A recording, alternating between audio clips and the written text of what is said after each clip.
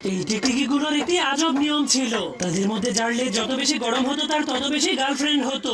একদিন সেখানে খুব শক্তিশালী একটা টিকটিকি চলে আসে। তার লেজের তাপমাত্রা সবার রেকর্ডের চেয়ে অনেক বেশি ছিল, এমনকি তার দুইটা লেজও ছিল। যার কারণে এই হলো টিকটিকিটা তাকে দেখে অনেক হিংসা করতে শুরু করে, কারণ তার কোনো লেজ না থাকার কারণে কোনো মেয়ে টিকটিকি তার গার্লফ্রেন্ড হতে চাইতো না। যার কারণে সে অনেক মন খারাপ করে যখনই বসেছিল তখনই হঠাৎ করে সে একটা গোলাপি টিকটিকিকে দেখতে পায়। প্রথম দেখাতেই সে তার প্রেমে পড়ে গিয়ে তাকে বিয়ে করে তার সঙ্গে সুখী জীবন কাটানোর স্বপ্ন দেখতে শুরু করে দেয়। কিন্তু তখনই হঠাৎ করে তার স্বপ্ন ভেঙে যায়, কারণ সে দেখতে পায় সেই শক্তিশালী টিকটিকিটা তার গোলাপি টিকটিকিটাকে জড়িয়ে ধরে নিয়ে যাচ্ছে।